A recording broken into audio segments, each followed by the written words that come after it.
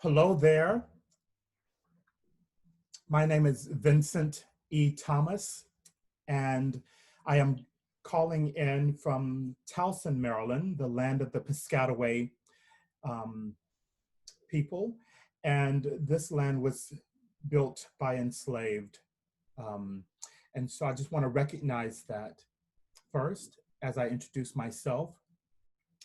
I am the grandson of Johnny and Alberta Thomas. I am the grandson of Warren and Mariah Brown. I am the son of Willie B. Thomas and the late Georgia May Thomas. I am a brother, an uncle, a nephew, a cousin, a friend, a godfather.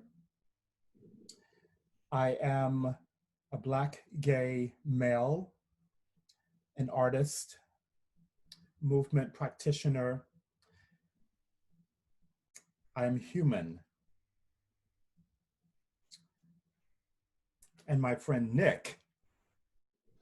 Hello, everyone. My name is Nick Daniels, and I am being seen from Pittsburgh, Pennsylvania, the home of the Steelers, the Pirates, and the Pittsburgh Penguins.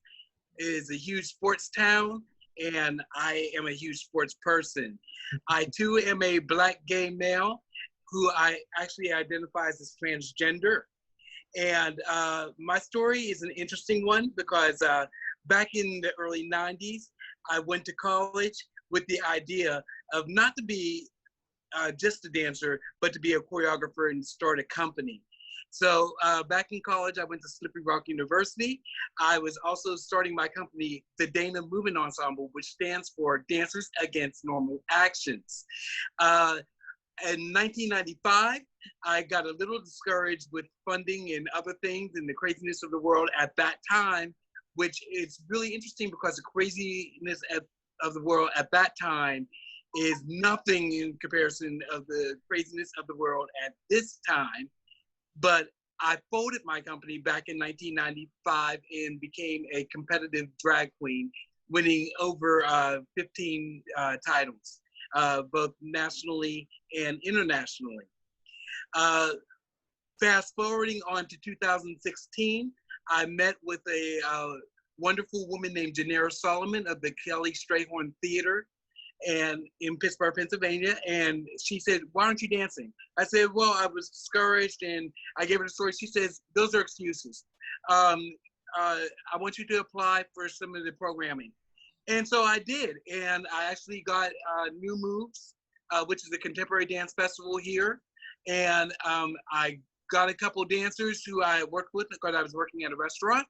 And we did our thing, and I've been nonstop since. And actually, I feel like the company is more successful now than it was back then. And that's, I think, mostly because of the ease of technology. But I'm very, very happy to be here with you and to share my story. And if we're ready to get into the discussion, let's talk. I'm sure some stuff is going to come out, I'm sure. Yeah, and I was just looking over the questions, our affiliation with Green Space, and so I was thinking back on what year I presented at Green Space, and I think it was the program was in the Fertile Fields program, and I think it was probably in 2008 or 9 or 10, somewhere around there. The exact date escapes me, and I apologize for that. But on that particular program, it was the beginning stages of a work that is now titled Eyewitness. And with VT Dance, which is my solo-based company, from the larger projects, I steal the solo portions, and then I create more solo sections to create a fuller version of the larger group projects. So at that time, I was investigating a lot around the Pledge of Allegiance and other human documents that kind of govern us as human beings in this place that we live. And so that was a long time ago. And so now that work has really developed in such a rich way, as time does to work, when it begins to marinate. Um, and so fast forward now, and it's really in a really powerful way, a powerful place of performance now, and also stimulating dialogue within the audiences too. So what Mhm. about you? I think you were supposed to present there this coming season, right? Yeah, I was supposed to be there in May, and the pandemic happened, and we got the shutdown. Yeah. And I was going to present a new work, um, and it's currently still untitled, and I was working with my dancers, three women and myself, and we were just working on elongation and spirituality. Mm. And we were telling our personal stories with who we are as people. Each one of my dancers had their own time, because I also like to work um, from a solo aspect as well, Mhm. where I develop solos on my company members, and then I put them together and fuse them together with transitions and things like that. Mhm. And I also a lot of times will do, if I'm not doing solo work, I am choreographing and doing the solos to set on my dancers. Uh, but with this pandemic and everything that's going on, and the lives that are being lost in the Black Lives Matter movement, I have made a decision. We're talking about rescheduling our performance, and it will happen next year, um, Lord willing. And I will probably imagine that I'm going to rework a couple of the pieces that I'm doing and present something a little different. Right. Uh, but it's this, yeah, it's really, this time is really does affect us as artists. You Yeah. know, it's amazing how my work has changed, my thought process has changed. My tech savviness has really become really over the top. Like I'm sitting down on Zoom and I'm doing all this crazy stuff, and I'm sitting on my programs. I'm writing programs. I'm coding programs at this point. Uh-huh. But it's really just interesting how things have changed. And like I said, I took a break from 1995 until 2016. So in 1995, internet was just getting started. There Mm. were a lot of these programs and these things that are out now. Uh, you know, even the arts have changed, and arts organizations have changed because they have embraced technology, obviously, right? But so it's like I a lot of my work is now focused on that wonderment of technology and how it has changed from back when I first started back in 1990, and we didn't have it. We didn't have cell phones, Right. Right.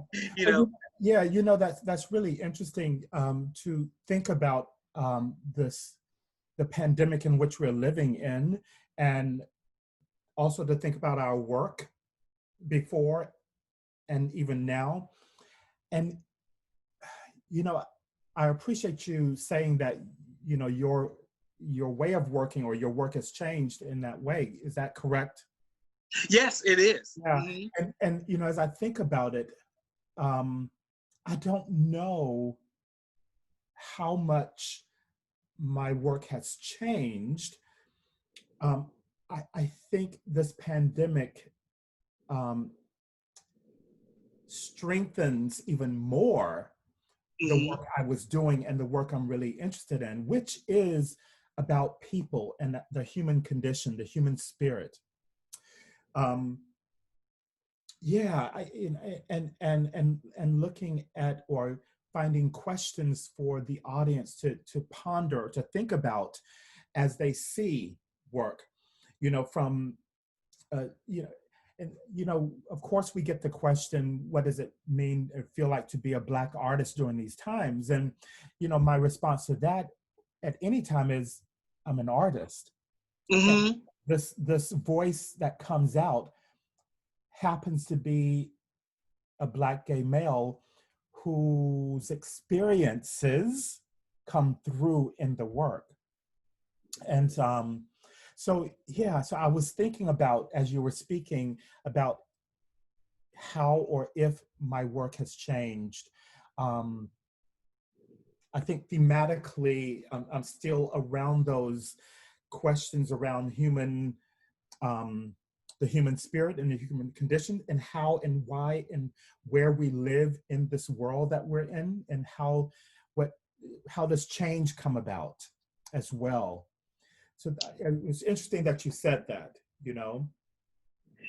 I'm interested to hear from you. How do you think, like, has your technique changed? Like, I noticed that I am very in tune with my body, and now being 50 and still, well, I'm going to turn 52 tomorrow, July 28th. I'll be 52, and my 52-year-old body, it moves a lot different even than my 50-year-old body when I first started back. And when I was doing the drag pageants and transitioning, things just change. And so I there's an awareness and the sensitivity that I pass on to my dancers, because I've never had a major injury, and it would hurt my heart if I hurt one of my dancers. So I really am just in tune of just the precision of the way the body moves and momentum carries you, and things like that. And I've gotten a chance, being that we are in the pandemic and our studios I'm just not ready to go into a studio yet. So I've been at home practicing, you know? Yeah, it's the question around the aging body and technique and what that is. I feel that my body and my movements and that technique that my body relies on or digs into has only deepened, marinated in such a way that the quality comes up even more. Mm-hmm. And we see that, I see that in a lot of our icon movers, Carmen de Lavalade, in how she moves even now is so powerful and moving. She floats. Yeah, and I want She that. just floats. Yeah, so I'm hoping that I begin to float too. But I think I understand more as an aging body what's really important, and how I'm able to tell story through the body so much more clear, and that it's a stronger connection to audience, to people that are watching.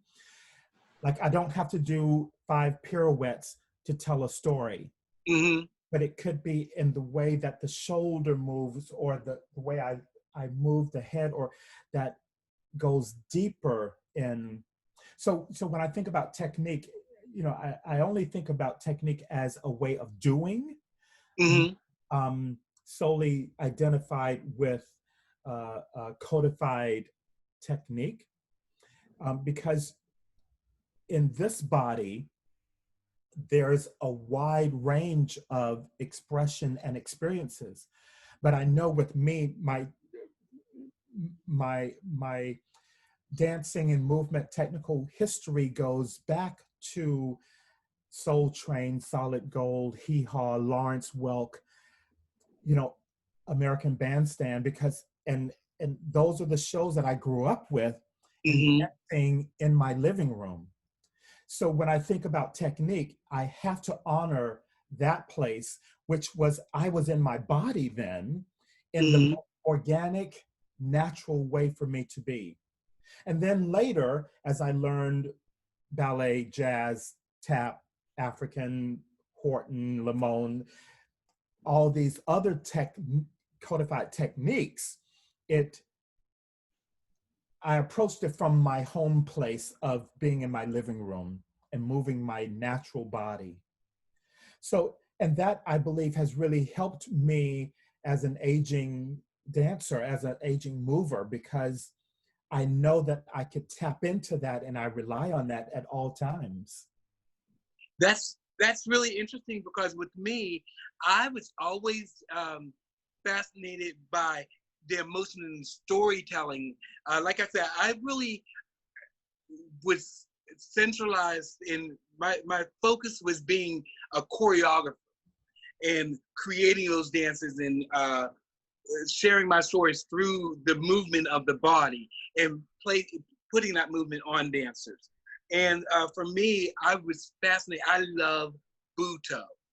The emotion quality, the expression, the facial expressions, it was always just something that was within my wheelhouse. And even back in the 90s, there was always a technical aspect of my work, whether it be a TV sculpture that had digital or actually back then it was analog VHS playing, or there was always some interesting twist of visual work because that's just the way my mind was, or my mind is still. But it's for me, I like to just I ask questions through movement. Mm. I like to present. Well, here, this is what I'm presenting to you. What do you get from it? What do you think? How does this make you feel? How would this make you feel? Mm-hmm. And that is an integral part of my work. You have to be prepared to to think a little bit.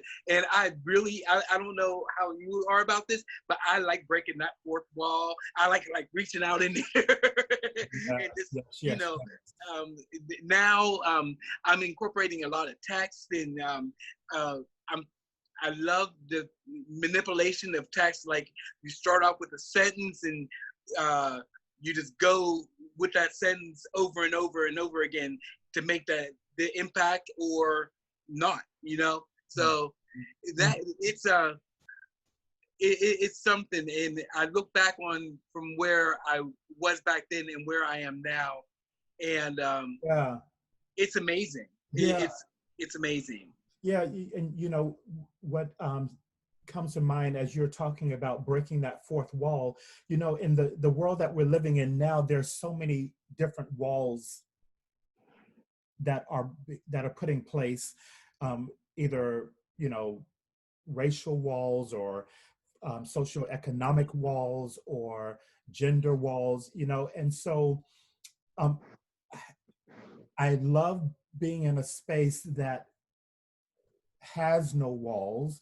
So I like to think about not having to break the fourth wall down because I'm not going to put it up in the first place. Okay.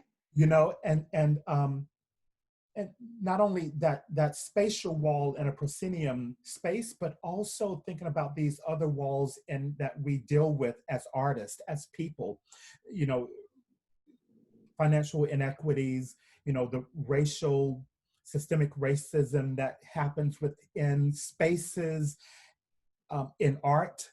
Um, and so how can we start from a place of neutrality that really investigates that space, but also the mind space and the heart space within our work? Because so many times, we're looked at as Black artists, and then, people want to put us in a silo. Yeah, they think we're going to choreograph to like spirituals or African drum music, Yes. which is wonderful, and I do Great. that. Yeah. But that's not just of me. Right. I'm a lot. I'm a Right. musician as well, so I write my music.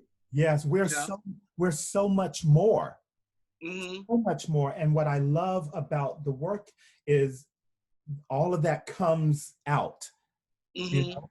So, in my work, I not only, well, I ask questions of human beings, not of just a particular race, although some races may connect more, they may have a stronger connection to some of the questions or more challenged by some of the questions that they find within the art.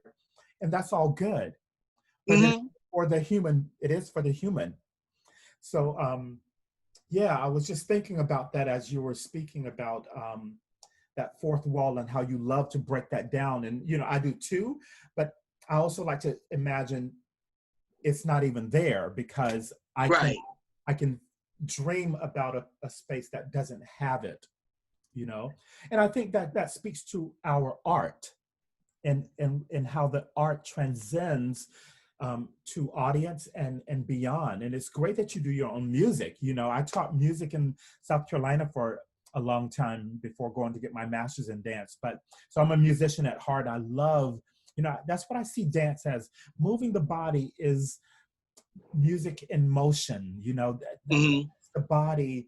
This is our instrument, and I have to take care of this like I did my trombone. I put it in this, cleaned Absolutely. it, but that's great. That's great. You always do your own music? No, a lot of times I will I'll find pieces by other people, and then I will take and I will sample and manipulate it so much, and I still give credit to the original composer, but I do like all the soundscapes, Yeah. and it just depends on what the work calls for. Right, right, right, right. And before we got on to this platform here, I was watching some of the lying in state of John Lewis in DC. Um, and it was such a sacred space, such a beautiful space. Yes. And the dance of stillness was so beautiful. You know, Mm. the whole reverence of coming and standing around the casket and the laying of hands. It was a beautiful dance as I saw it, Mm-hmm. this beautiful space. And, I'm just thinking about what's on my heart right now as, and if I was to make a dance right now, it would be something along those lines about what was felt in the Capitol rotunda, you know. Uh-huh. Um, With the circle of the rotunda and then all that uh, horizontal and lateral movement. Yeah, that's really interesting, and it's interesting because I too watched that and I kind of got that same, that same feeling. I mean, uh, he was a wonderful man and he did wonderful things, yeah, and I think it's important for me to kind of carry on that legacy of his. But I do it the way I know best. exactly, yeah. And I was thinking about there was no fourth wall there Mm-mm. spatially, in that rotunda, the the walls that may have been up and you could see them coming down, and just the emotional disposition of the people was maybe their um, whatever walls they had up politically. Now, wouldn't that be interesting, to see political walls just melt down? But in that Mm-hmm. rotunda space where his body will lay in state, there's not a fourth wall.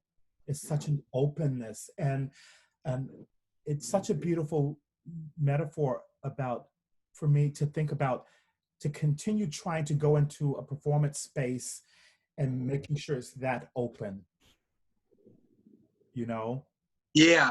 Yeah, so beautiful. Yeah. So what else have you been thinking about? We've got a couple more minutes. We got like 5 minutes before we share some of our clips. Yeah, Um, I'm so excited about that. Aren't you excited about that? I It's really, like, I really am. I really am, because it gives an opportunity to show where we are now, or where the journey we've traveled with our art. You know. yes, that's what I did. The work that I chose, uh, I chose my reel because I wanted people just to see what I do and why I do it. And my reel, there's a pause, about a 30-second pause before everything starts. But once it gets going, it really it takes off, Yeah. and Yeah. it gives you the journey of what I've done and what I'm doing. And then I said, well, I want people to see where I came from and why this reel, why it's possible today. And Yeah. then the last sample, I'm showing three, and the last is a work that I'm still actually diving into. Yes. And so I wanted to give people a little sneak peek of what's in my crazy little head here. Yeah. So I can't. I really am very excited for those works to be shown, because I really took some time out, and I also watched your work, and I loved it. I love it. I love it. I love it. Yeah, and I was just thinking about selecting the clip for this, and one of the questions that Green Space is asking is, do you ever play the game of framing your own work in a way that will make it more appealing to tokenizing presenters, festivals, grant committees?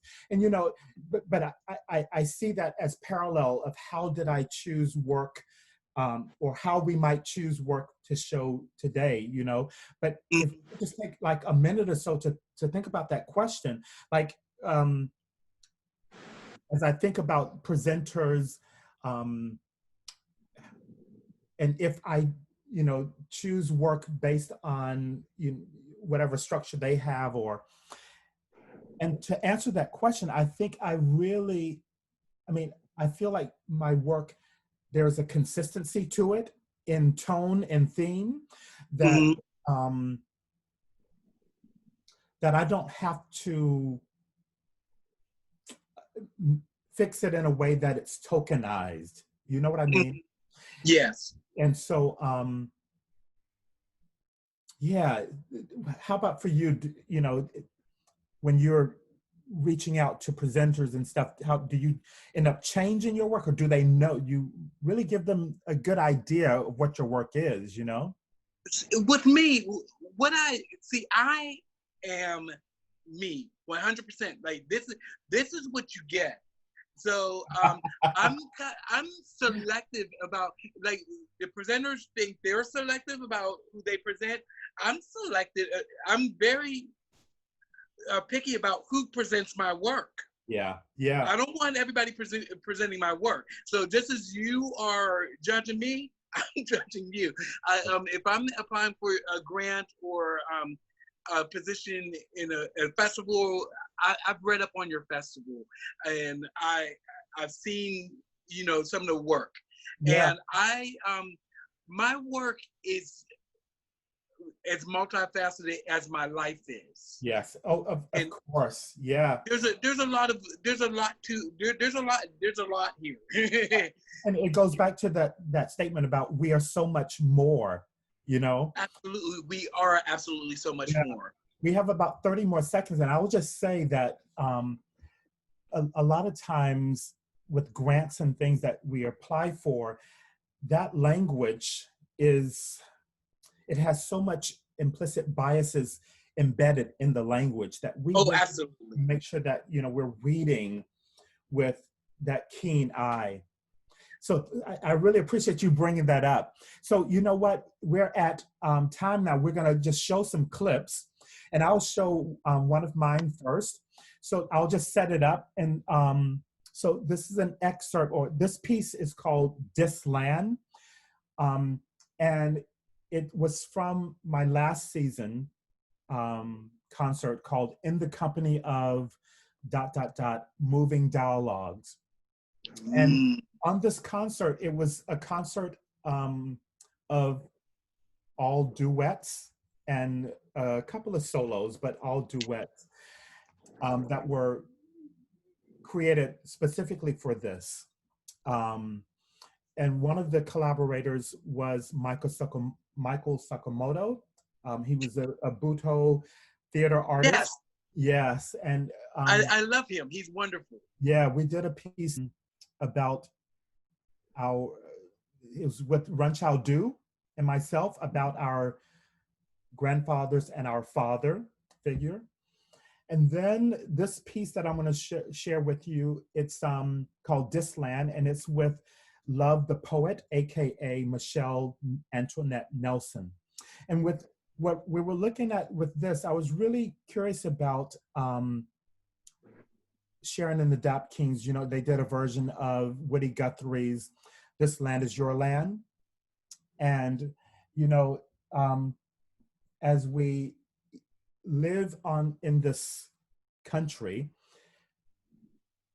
and just looking at the places where we are forbidden to go, or what is land and how do we get it? And so many questions came up for us around this idea of this land. So it's a play on words, D-I-S, Disland. And I hope you enjoy it. It's got some of everything in it. Yeah? So we'll play that clip now.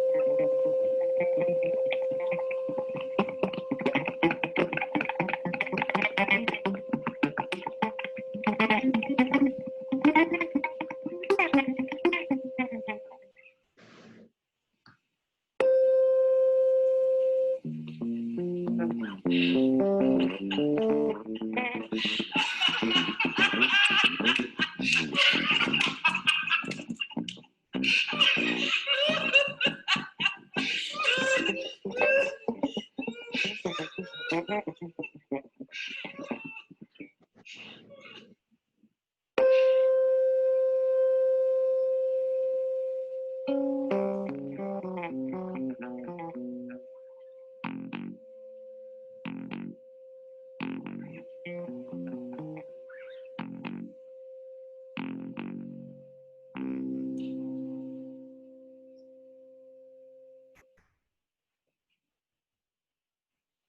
allegiance to the flag to this land of the United States of America my country tears of thee, and to the republic for which it stands,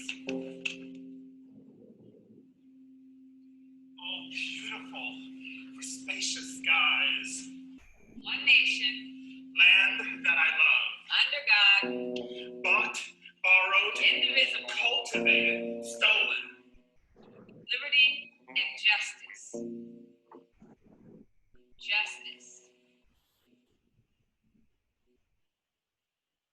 Justice. just us. This land is your land, this land is my land, from California to the New York Islands, from the redwood forests to the Gulf Stream borders.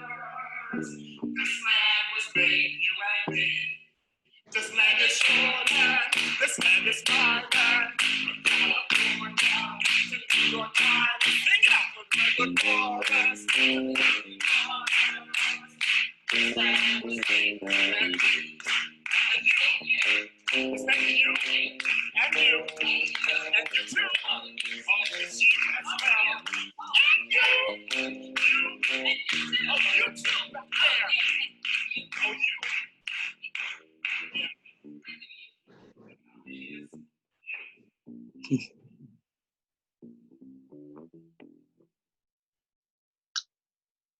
The beast that sleeps on concrete in the middle of rush hour traffic. Communities of commuters can't drive over it or around it. The size is massive. The proverbial mastiff. An old dog, no new tricks, inspires awe and inflicts abuse upon its enthusiasts. America, the people. The makeup masking all of us, the phony lashes, mascara blush, the batted eyes disguise the rough, the ugly mind, the media, the center for deceiving us, a global free world, in God we trust. And though destiny she manifests, holding you at her breast, feeding you her nutrients, until you bite for sustenance, then hurls you back across your fence, denying you full entrance, migrant full, no immigrants, unless you are subservient, America the merchant ship. Set a sail by capitalistic winds, rips through ties indigenous to all who lived before her gifts, the present brim, no turning back, America. Your soul is black. I was walking, and they tried to stop me. They put up a big old salary. They started with private property. Then I tell you, on the backside, it read nothing. And I looked on the backside and I said, I guess that side was made with yeah.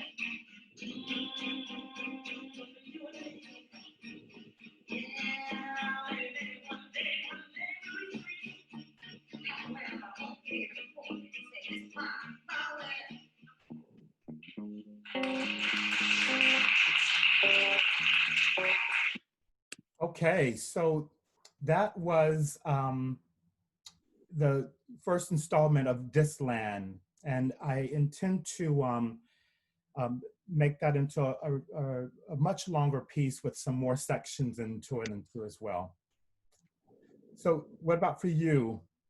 I have to tell you, that was really fantastic. And I saw it before when we were preparing, and I saw even more parts of it as I watched it again as it was being shown. So thank you for that. It was very, I love it. The movement, the story. Beautiful. Thank you. So I will say that the musician, his name is Juan Soto Bone, and I just want to give him the credit. He's just fantastic.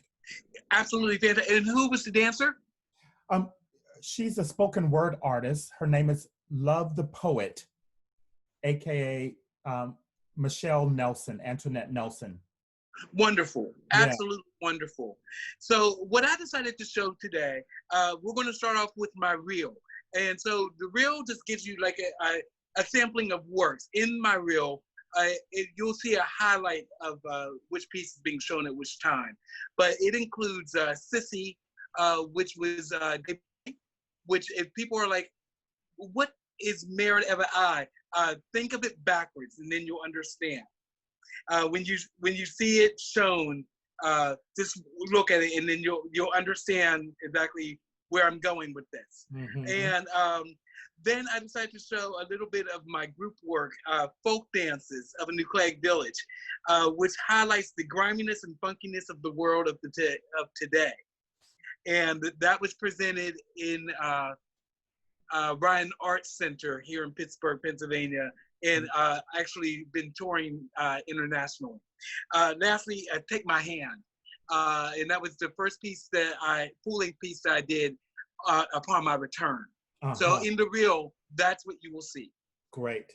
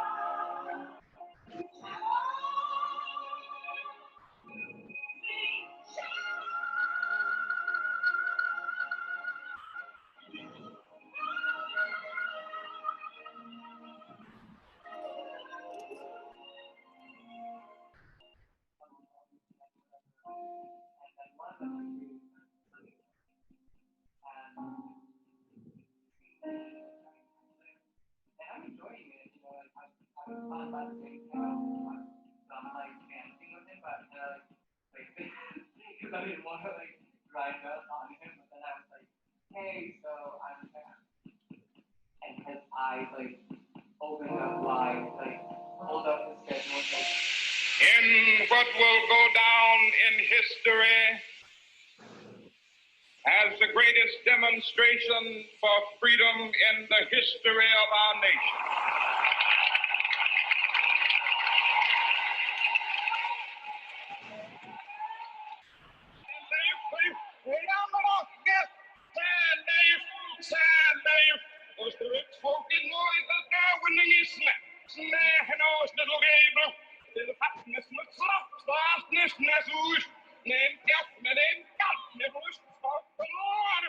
Started to really fall in really different forms of movement, breakdancing, voguing, Buto's Japanese art form. And that was where a lot of my inspiration came from for this piece. Because right now, everything's going on politically in the world. We need just peace. Free at last! Free at last! Thank God Almighty! We are free at last!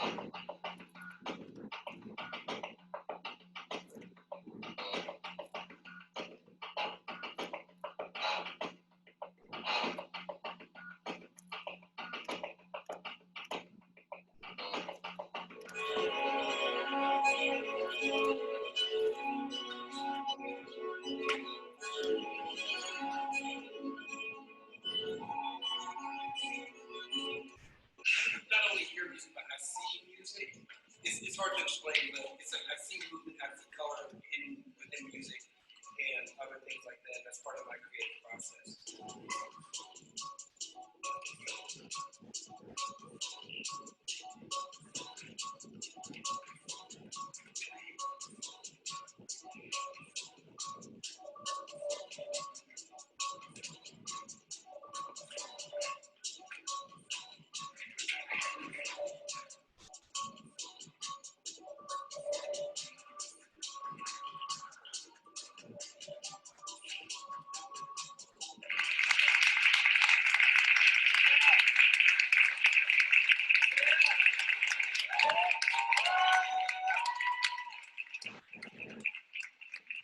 This next clip that I decided to show is Endangered.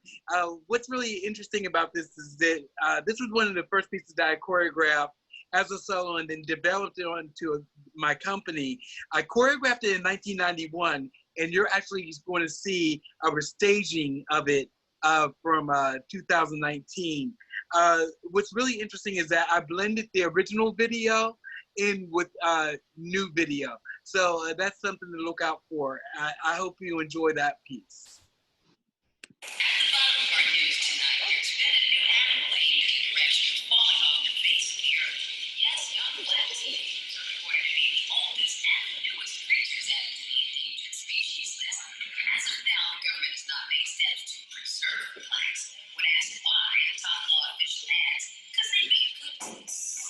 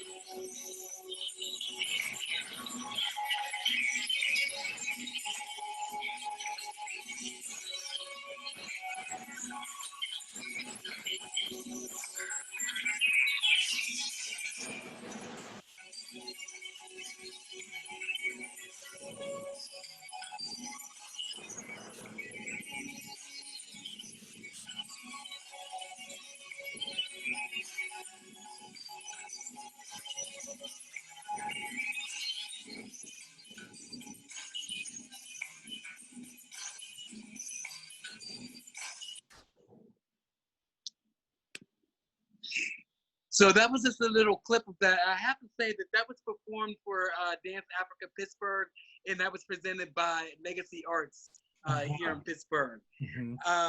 It's amazing because that piece is still relevant. So it was choreographed in 1991 and then shown last year, actually a year ago today. Yeah. And my last thing that I'm going to show to you is where my head is now. And that is Spangled, which is a portion of a work called American Safari.